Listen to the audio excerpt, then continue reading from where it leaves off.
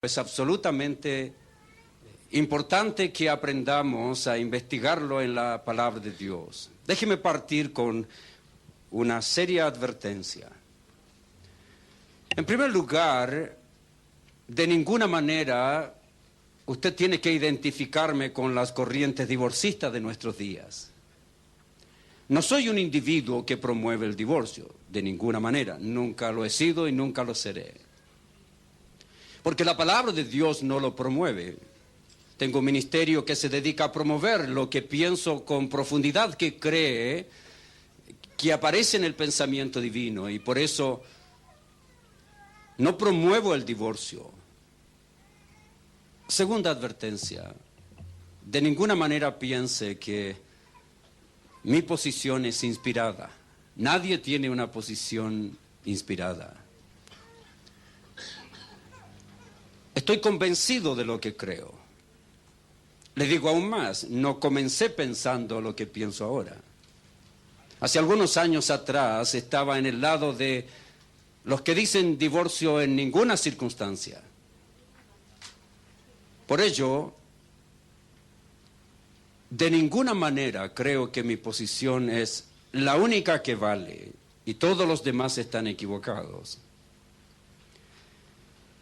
Tercero, usted puede estar seguro que mi posición no es producto de emociones, sino de serias convicciones.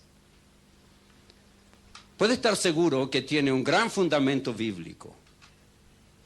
Y puede estar seguro que he investigado profundamente la palabra de Dios y me he acercado a grandes hombres de Dios para poder escuchar su criterio, investigar profundamente el criterio que encuentro en la palabra de Dios, no después de un examen liviano de las Escrituras, sino después de un examen profundo de ella. Cuando digo que mi posición tiene fundamento bíblico, le digo que ha sido después de un estudio hermenéutico, exegético de las Sagradas Escrituras. Tal vez no va a escuchar muchos versículos bíblicos en mi presentación, porque usted puede utilizar versículo tras versículo en su predicación y su conferencia y predicar una herejía. Porque un texto fuera de su contexto le da el pretexto de decir cualquier cosa. Pero lo que sí puedo asegurarle es que tiene fundamento en la palabra de Dios. Con aquellas advertencias en mente, le ruego que escuche con atención y tenga por seguro que en una hora de conferencia es imposible poder decirle todo lo que la palabra de Dios enseña con respecto al tema. Así que nuestro tiempo es limitado y lo que haré es tratar de darle una visión panorámica de mi posición teológica con respecto al divorcio. La posición completa está plasmada en un libro titulado Una puerta llamada divorcio. El capítulo primero de mi libro hablo de mi ideal y el ideal de la palabra de Dios. Es mi tesis que ninguna pareja cristiana en la cual existe gracia terminaría en el divorcio. Ninguna. Ninguna pareja cristiana en la cual los dos quieren obedecer a Dios terminaría en divorcio. Dos hijos obedientes de Dios nunca se divorcian. ¿Escuchó bien? Dos hijos obedientes de Dios nunca se divorcian. Se requiere que por lo menos uno actúe en desobediencia. La desobediencia puede ser en actos de violencia, maltrato, abuso. La desobediencia puede ser en el adulterio de una mujer o del hombre. O la desobediencia a la palabra de Dios puede ser el abandono de aquella persona.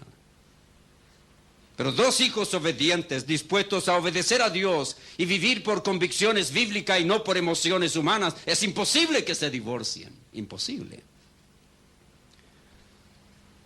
Así que en mi primer capítulo hablo de una solución tierna para un problema duro. Esta es mi tesis en mi primer capítulo. Acostumbro en mis libros a poner siempre un pensamiento que resume la idea central de aquel capítulo. Este es mi pensamiento en el primer capítulo.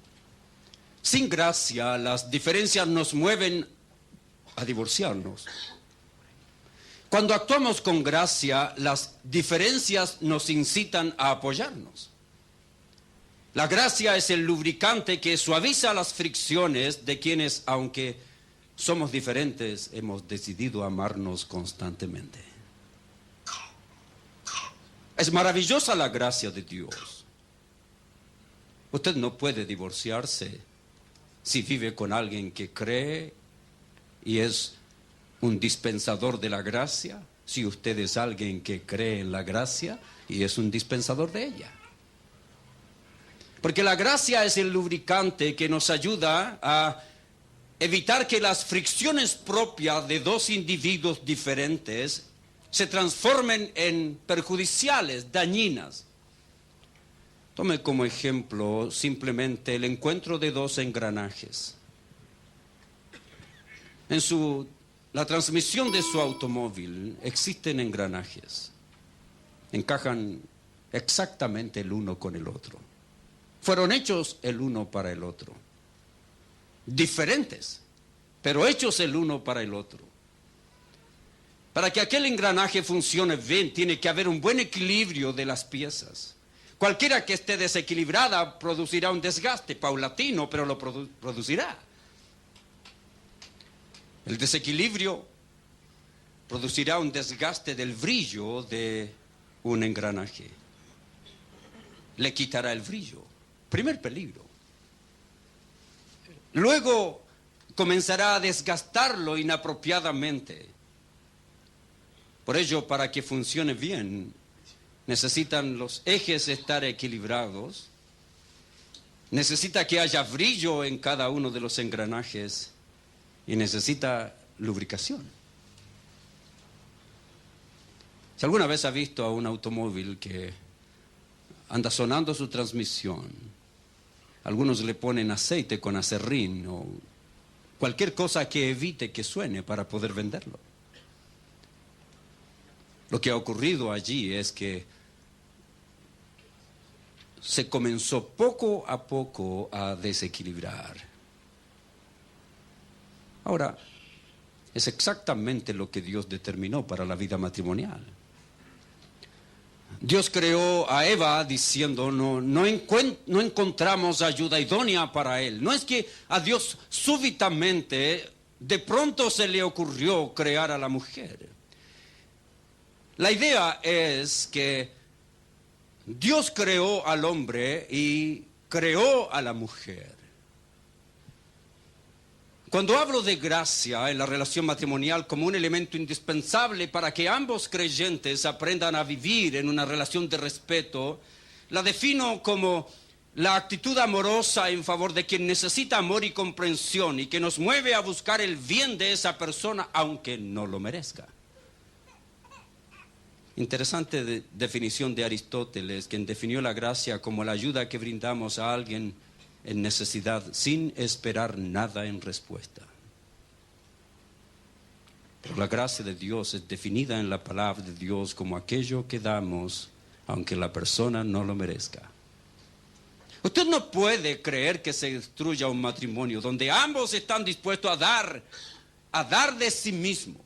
El problema es cuando uno de los dos no está dispuesto a dar y por eso se constituye en una relación marcada por el egoísmo. También me preocupan aquellos que después de haber dado muchos pasos, pero no el correcto, muchos pasos, pero no el correcto, creen que su matrimonio debe terminar. Por eso le hablo que no es mi anhelo promover el divorcio. Me preocupan aquellos que después que dieron muchos pasos determinan terminar su relación matrimonial porque se ven decepcionados. Solo que los pasos que han dado han sido pasos incorrectos. Me preocupan. Porque la frustración no es el momento oportuno para decidir las cosas más importantes de la vida. Si alguno de ustedes vino aquí buscando apoyo para terminar su relación matrimonial, es mejor que piense bien qué tipo de soluciones ha buscado. Nosotros somos expertos para tratar de insistir en soluciones que no funcionan. Lo hacemos en la vida matrimonial, aunque no lo hacemos en otros aspectos de nuestra vida. Si usted se da cuenta que puede arreglar su automóvil, que ha sufrido alguna falla, y trata y lo arregla, y luego en otra oportunidad trata y no puede, y sigue tratando, usted no bota su automóvil porque hizo todo su esfuerzo por tratar de arreglarlo. Usted pagó demasiado dinero por ese automóvil. No se decepciona fácilmente y lo bota. Usted sabe que no es desechable. Usted sabe que es una inversión maravillosa. Entonces, cuando usted se da cuenta que pese a toda su buena voluntad, porque la buena intención no evita la destrucción, pese a su buena voluntad ha sido imposible reparar su automóvil, no hay que ser un genio para saber que necesita un mecánico. No hay que ser un genio para saber que sus soluciones, todas las que buscó, fueron inapropiadas. A veces por ignorancia. Recuerde lo que siempre digo: el enemigo más grande del individuo es la ignorancia. No es Satanás, que es un enemigo vencido. No es el mundo con todos sus placeres y filosofías. El enemigo más terrible del individuo es alguien que come y bebe con usted, que asiste a la iglesia y que lee la misma Biblia. Es su viejo hombre. Ese enemigo, cuando lo mantiene en un mundo de ignorancia, le hace hacer cosas inapropiadas. Algunos destruyen su matrimonio y terminan en el divorcio por una ignorancia que es corregible. No se sienta mal con respecto a la ignorancia, porque la educación no es sino el proceso de salir de la ignorancia desconocida para entrar en la ignorancia conocida. Usted nunca termina de aprender.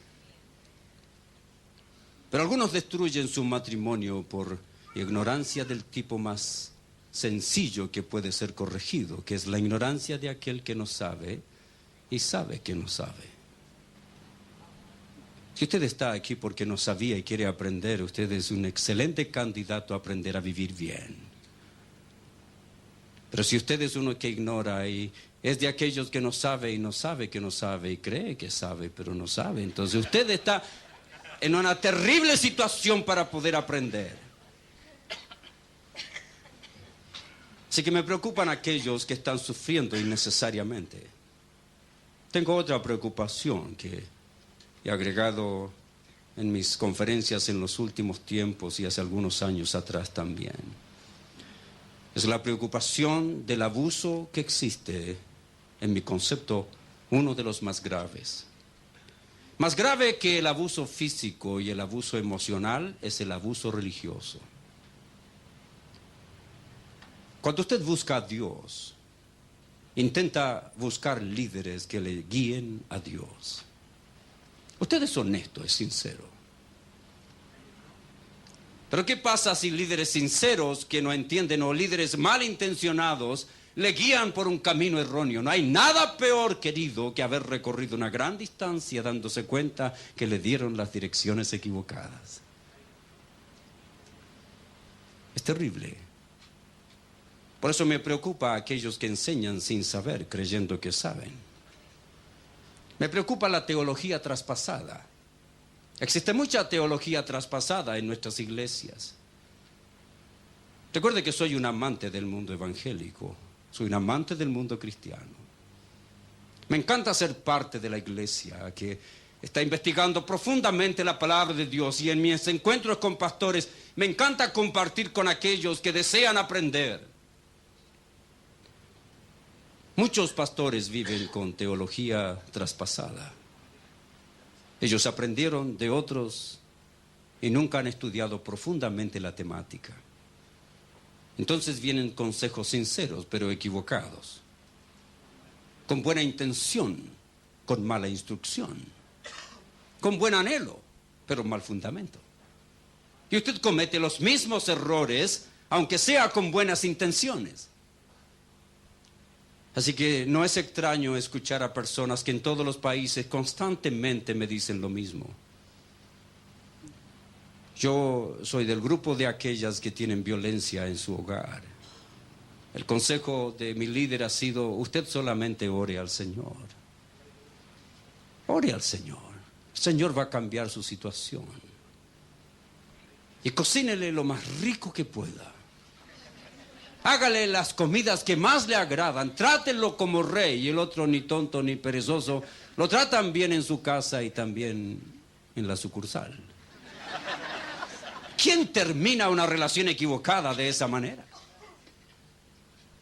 Y por ello muchas personas, especialmente mujeres, deseosas de amar a Dios, deseosas de honrar a Dios, han terminado viviendo en un mundo de esclavitud,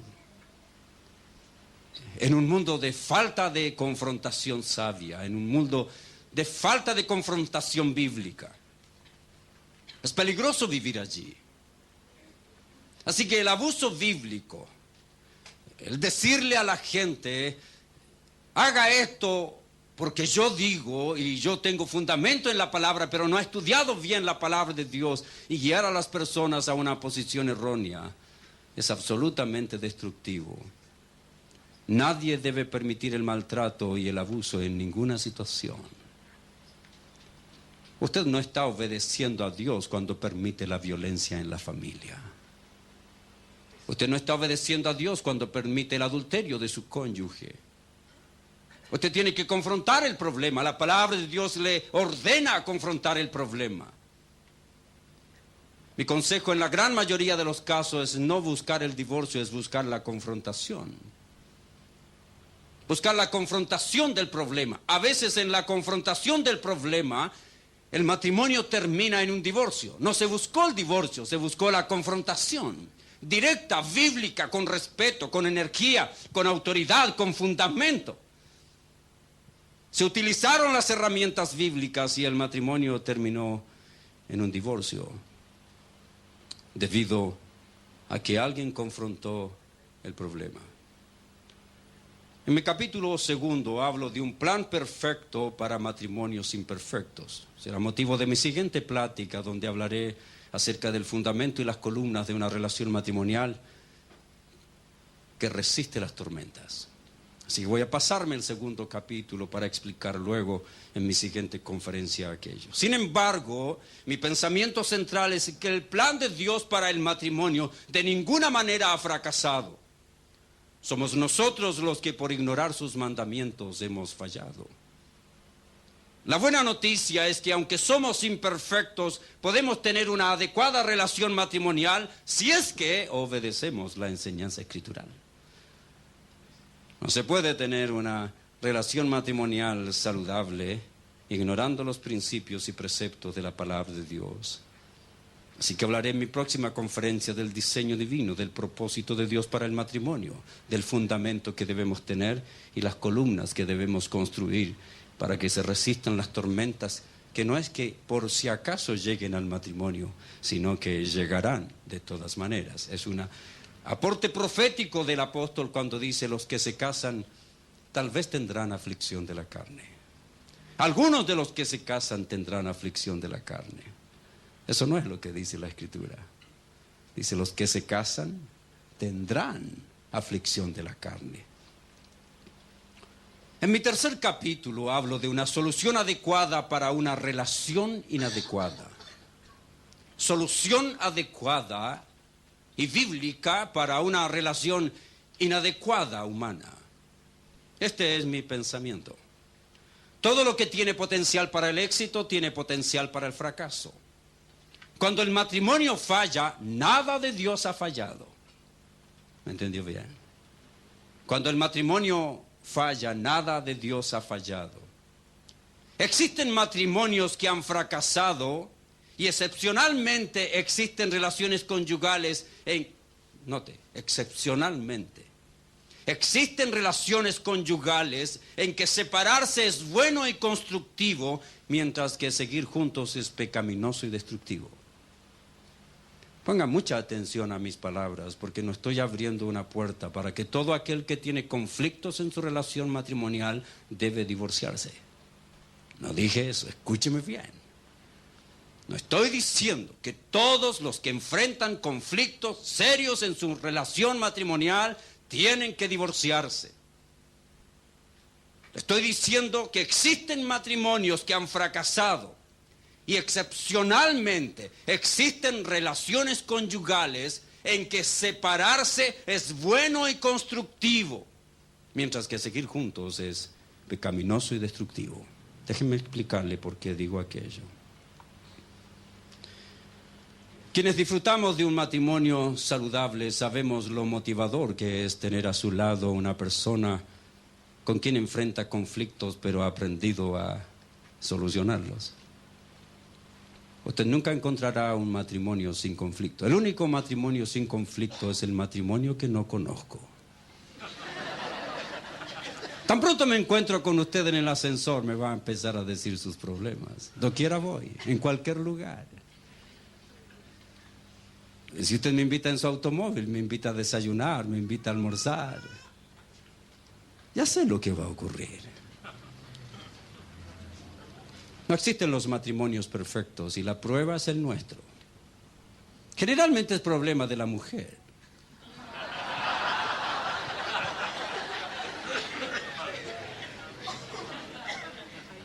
No existen los matrimonios perfectos, queridos. Quienes disfrutamos de una relación saludable sabemos que no es nada sencillo. No es algo que usted decide de una vez y para siempre. Es un día a la vez. Hoy puede ser complicada, en una hora puede ser hermosa. Puede haber tenido una relación íntima maravillosa el día anterior y al otro día no quiere ver ni en pintura a su lindo cónyuge. ¿Sabe cuáles son las personas que se llenan de amargura? Las que tienen expectaciones erróneas. Si usted pensó que casarse era el encuentro con un sapo que se convertiría en príncipe azul, es al revés, querido.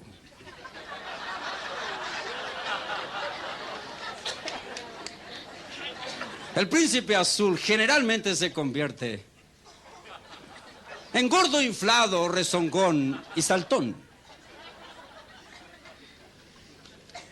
Es la relación matrimonial, vista desde el punto de vista de la palabra de Dios, es un mundo de conflictos.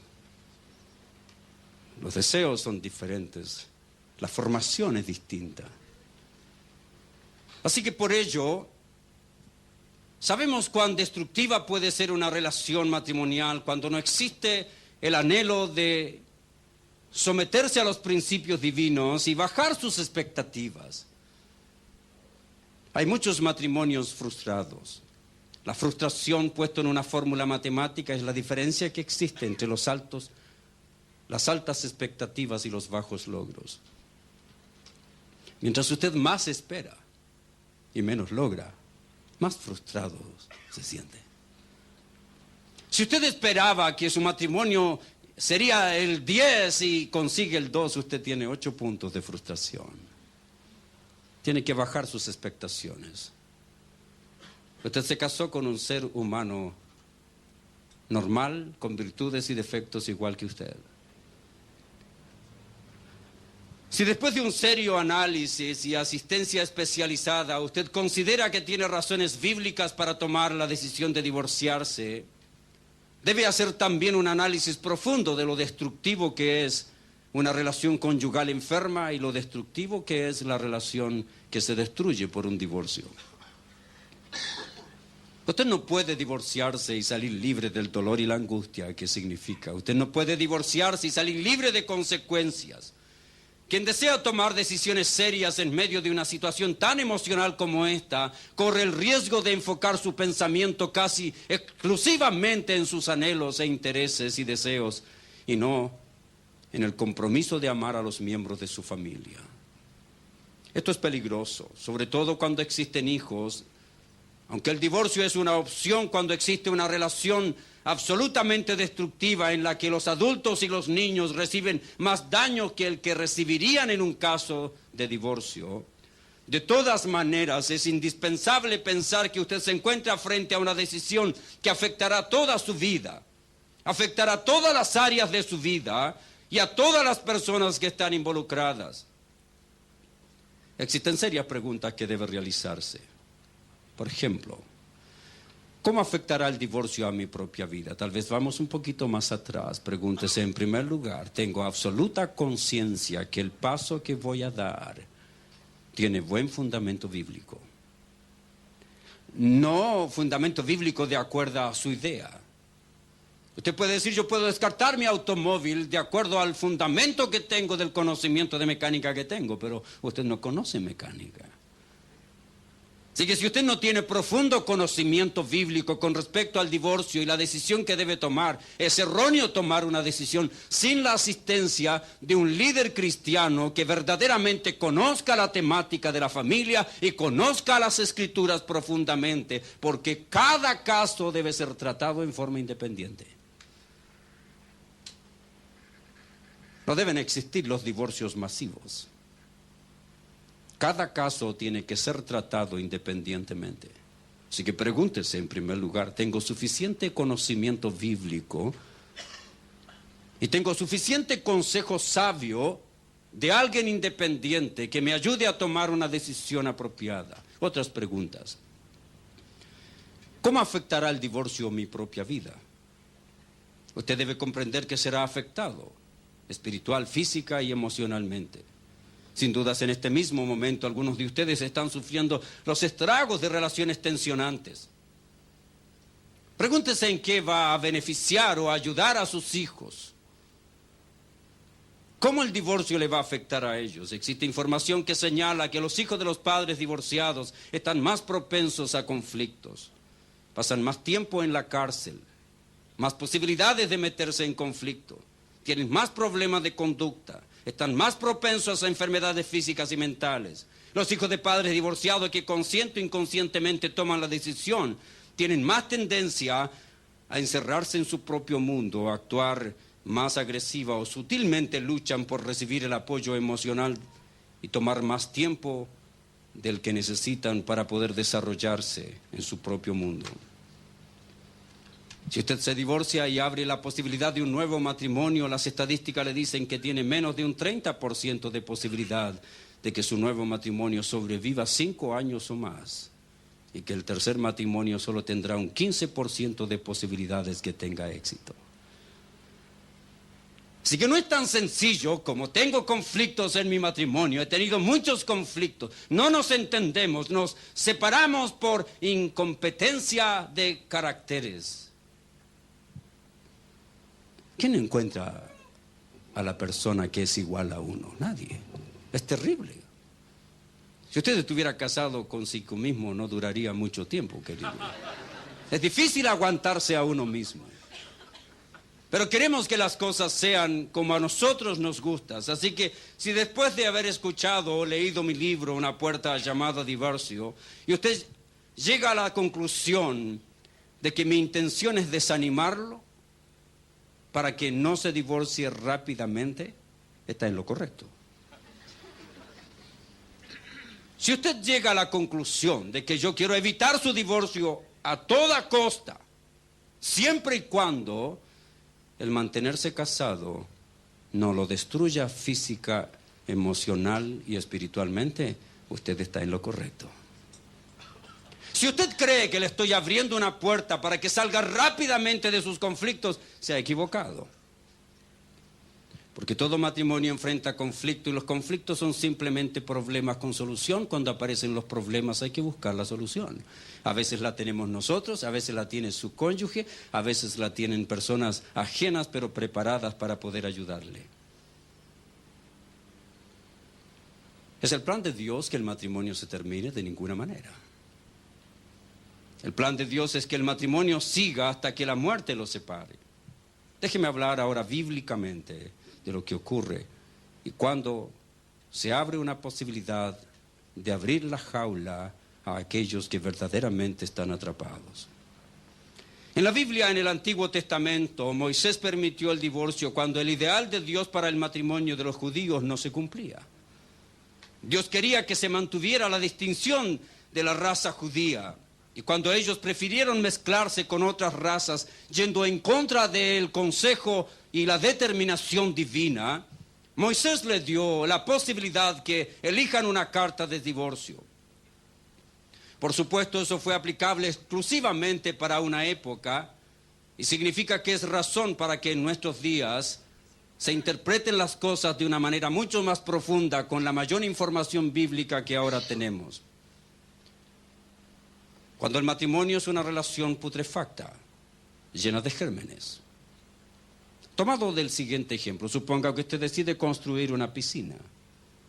Usted construyó una piscina para el uso apropiado, quería tener allí agua limpia donde poder bañarse. Pero con el paso del tiempo, por descuido, por no limpiar su piscina, el agua se llenó de gérmenes y se fue convirtiendo en verde. Está putrefacta.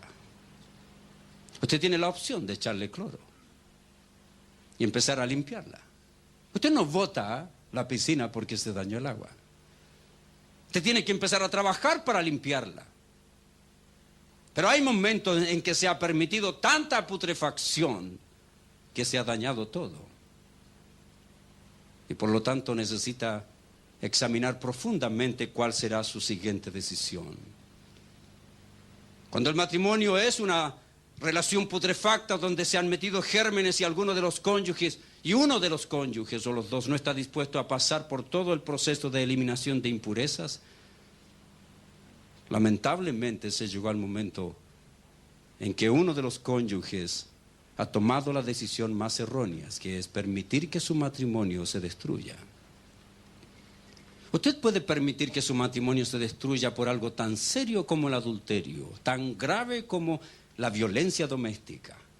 O puede permitir que el matrimonio se destruya lentamente por ignorar las necesidades de su cónyuge, por tratar de vivir con una mujer como si fuera hombre o con un hombre como si fuera mujer, por ignorar los sentimientos, por desconocer la situación emocional de su cónyuge, por dedicarse a cualquier cosa menos a su relación matrimonial. Usted puede destruir su matrimonio dedicándose a trabajar en vez de dedicarse a sostener emocional y espiritualmente a su familia. Usted puede destruir su matrimonio por estas cosas leves que van creando resentimiento. Poco a poco la persona se llena de amargura y poco a poco comienzan a distanciarse. Así que puede ir de lo más sencillo a lo más complicado. Pero la gran diferencia es que en la mayoría de los casos de adulterio donde la persona se arrepiente, la gran mayoría de los matrimonios subsiste y muchos de ellos que han pasado por un procedimiento sabio y apropiado, que ha curado sus heridas, que ha tenido un discipulado apropiado de líderes sabios, la gran mayoría de esos matrimonios que han pasado por el proceso como la palabra de Dios lo manda, han resultado en tener un matrimonio como nunca antes. Es por la gracia de Dios. Por ello, en los casos terribles en que la palabra de Dios lo menciona, el divorcio en mi concepto es permitido para que la maldad no llegue a proporciones insostenibles. Se nos aconseja luchar con todas las armas del amor y la cordura, con las armas de la obediencia, por la permanencia en la relación conyugal, para evitar el adulterio o el abandono de uno de los cónyuges, porque eso es causal para el divorcio y la parte inocente no está obligada a permanecer en un ambiente destructivo cuando uno de los dos cónyuges determina romper su relación matrimonial. Por medio del divorcio, la persona inocente tiene un camino que le libera de la esclavitud de ese yugo destructivo. Y en su vida familiar y personal, por primera vez comenzará a disfrutar de paz a pesar de las dificultades. Por medio del divorcio, en los casos que la palabra de Dios permite, quien prefiere vivir en una relación pecaminosa con otro hombre u otra mujer, tendrá la libertad de seguir viviendo conforme a sus pasiones. Tendrá la libertad de seguir viviendo conforme a su pecado. Hay momentos en que los individuos quieren persistir en su pecado y ese es el momento en que tristemente se le abre la jaula para que sigan viviendo en su pecado. Ese es el momento también en que la parte inocente, no de faltas, la parte inocente del pecado que se está cometiendo en el momento, tiene la posibilidad de desarrollarse con sabiduría y someterse a los principios de la palabra de Dios para restaurar su vida. Hay momentos en que los matrimonios llegan a situaciones tan terriblemente complicadas que el intento de ignorar la situación o no buscar soluciones lo único que conseguirá es lesionar física, espiritual y emocionalmente a ambos cónyuges y a sus hijos. Naturalmente que los consejeros cristianos tratamos de evitar por todos los medios adecuados que se llegue al divorcio. Pero cuando se determina que ya no existe solución, entramos a mi cuarto capítulo, que es una concesión divina para aliviar una tragedia humana. John Stott define muy bien: el divorcio es una concesión divina para una debilidad humana. No es un mandato de Dios. Mi pensamiento es que el divorcio es producto de las ideas humanas y rompe el ideal divino para el matrimonio. Pero cuando este ha ocurrido en los casos bíblicos de excepción, es una cirugía indispensable para una relación matrimonial que tenía una enfermedad humanamente incurable. Nunca estaré de acuerdo con las corrientes divorcistas, como he dicho. Esta concesión divina que aparece en Mateo 19, versículo 6, dice: lo que Dios ha unido, ningún hombre lo separe. Es una gran verdad. Esta declaración expresa el ideal de Dios para el matrimonio, la meta que toda pareja debe esforzarse por alcanzar. Creo firmemente en la indisolubilidad como meta divina para el matrimonio. Es un ideal que corresponde a las normas perfectas del Evangelio, que debe ser el eje motivador de todo matrimonio. Es la regla de Dios, el ideal divino, es aquello hacia lo cual todos nosotros debemos dirigirnos. La Biblia de ninguna manera anima o apoya a las corrientes divorcistas, porque esa indisolubilidad sin duda representa la definición del matrimonio de la forma como Dios lo quiere. La declaración que dice: lo que Dios juntó no lo separe el hombre, no es solo un enunciado, es indudablemente un mandamiento. Es el plan, es el ideal de Dios para el matrimonio, es la revelación de una ley moral, tal como lo es: no matarás, no cometerás adulterio, no codiciarás. No existe duda alguna que la indisolubilidad es la expresión de la voluntad divina para nuestra felicidad conyugal. La práctica del amor genuino que nos permite perdonar, que nos incita a ayudar, ese amor que da, que reconcilia, ese amor que sigue y seguirá siendo el único camino para la realización plena de la persona y de la pareja, es el ideal de Dios. Eso es lo que Dios determina para nosotros. Un hombre y una mujer unidos para siempre es el ideal de Dios. Ahora, las enseñanzas de Jesucristo en la cláusula que llamamos, los que tenemos esta posición, la cláusula de excepción, cuando Jesucristo dice: todo aquel que se case con la mujer repudiada comete adulterio. Sin embargo, existe una cláusula de excepción allí cuando dice: a no ser por causa de adulterio.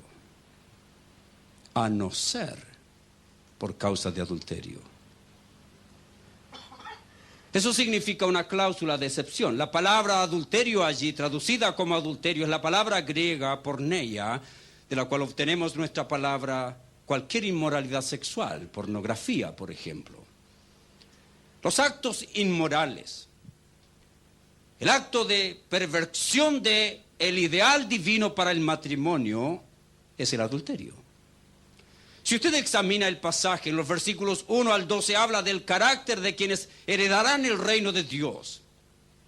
Estamos a punto de sacar una guía de estudio que se titula Una fe sencilla, que habla precisamente de esto, de los mandamientos de Dios para el reino. Así que ahí habla que los herederos del reino son llamados bienaventurados por las bendiciones que recibirán por someterse a los principios divinos. En los versículos 13 al 16 les presenta el llamado y la posición que ellos tenían en el mundo. Les dice que son sal y luz. a la vez presenta algo importante. Jesucristo en forma magistral en el pasaje describe 3 grandes tragedias humanas. Primero, el asesinato que destruye a otros humanos. El ideal de Dios es la vida.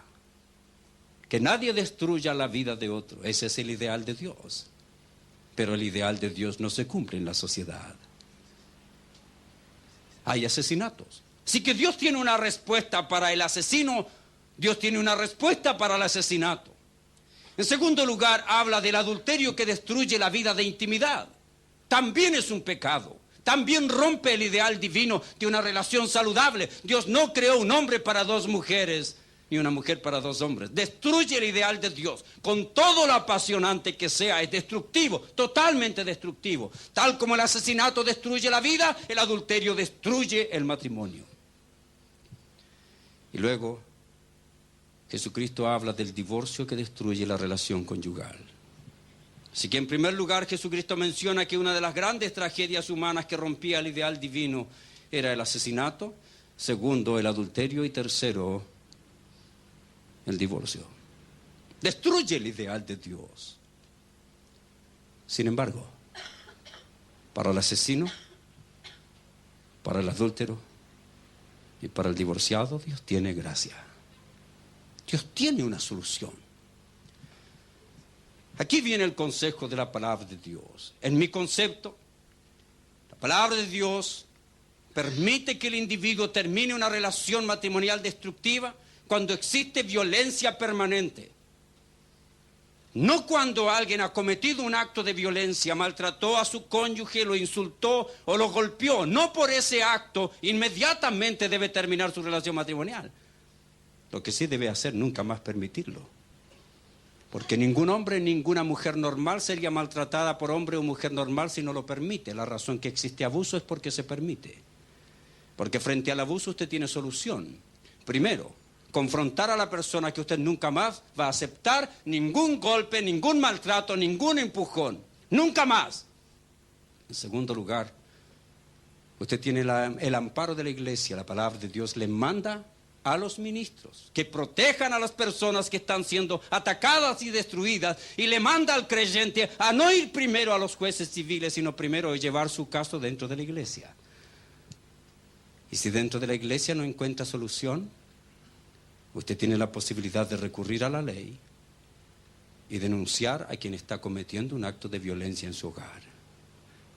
Así que no necesariamente porque exista violencia doméstica automáticamente destruye el matrimonio. Así como tampoco no necesariamente porque existe un acto de adulterio inmediatamente destruye su matrimonio. Tiene que ejercitar el perdón, el amor, confrontar el problema, no permitir que siga adulterando, decirle que va a confrontar el problema personalmente, si no entiende personalmente con los líderes de la iglesia, y si no entiende con los líderes de la iglesia tendrá que confrontarlo legalmente. Pero la palabra de Dios le abre la posibilidad de divorciarse. ¿A quiénes? Están casadas con individuos, hombres o mujeres, que persisten en la violencia, no quieren cambiar ni quieren arrepentirse. Es un abandono de la persona. El individuo puede querer vivir con ella, pero no se debe vivir en actos de violencia. Una cosa es decir yo quiero vivir y otra yo quiero vivir no necesariamente cumpliendo la palabra de Dios y siendo evangélico o cristiano, sino viviendo bajo las más mínimas reglas de moralidad y respeto entre los seres humanos. Y el divorcio es permitido como una concesión divina a un problema humano cuando existe, en mi concepto, en 2 tipos de adulterio. El adulterio permanente, que es el adulterio de una persona que decide irse con otra persona y terminar su relación conyugal. No importa cuánto ruego, lloro, no importa cuánto le han solicitado, se va. Aquel que quiere seguir jugando en 2 casas, seguir adulterando, viviendo con una y viviendo con la otra, estando por allá y estando por acá. Eso es un caso de adulterio permanente. O en mi concepto también los casos de adulterios intermitentes. Aquellos que en este año cometieron adulterio son perdonados, pasa un año, vuelven a cometer otro, y pasan 5 meses más y lo encuentran con pornografía, y pasa 10 meses más y lo encuentran con prostitutas. Es un inmoral sexual. Ese individuo tiene que ser confrontado. Y después de pasar por todo el proceso, primero de una investigación profunda de las Escrituras. Escúcheme bien, querido. Investigación profunda de las Escrituras. Confrontación directa del problema. Confrontación personal del problema. Confrontación con autoridades de la iglesia del problema. Confrontación por la ley del problema. Y si así el individuo no elige cambiar, tendrá que entrar primero en un proceso de separación. Así como el castigo físico es el último recurso y más drástico en la disciplina de los hijos, no el primero, es el último recurso. La disciplina física del niño es el último recurso, después de pasar por exhortaciones, que pase por restricciones, por consecuencias, después de pasar por todo aquello, viene la disciplina física. Y no es un acto que se hace a mansalva, no es un acto que se hace con odio. De la misma manera, la primera parte, la separación de un matrimonio, permitido por la palabra de Dios, la separación de un matrimonio no es producto de una pelea, no es producto de una discusión, es producto de un proceso dirigido por un ministro, por alguien que conoce la palabra y que se determina después de una serie de insistencias en arreglar el conflicto saludablemente, en volver a la relación saludable. Y cuando existe un rechazo permanente y consistente de la confrontación y el individuo rechaza a la persona, rechaza a la familia, rechaza el consejo sabio de los ministros y rechaza el consejo de la ley, ese individuo debe ser separado. Todavía no llega el divorcio, viene la separación, pero nunca una separación sin dirección. No la realice. Cuando usted tiene un automóvil que está dañado, su llanta se dañó, usted no saca la llanta y la deja en el garage y después de 6 meses la pone a ver si se arregló. Tampoco los matrimonios se arreglan así. A mí me sorprende cuando la gente dice, me voy a separar un tiempo para ver si me encuentro a mí mismo. Todavía algunos se andan buscando, no se encuentran después de años. Es terrible una decisión de esa naturaleza.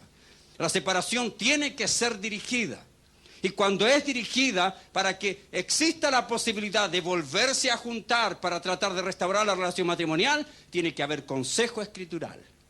Tiene que haber consejo y ayuda. Tiene que corregirse los errores por los cuales se produjo la separación.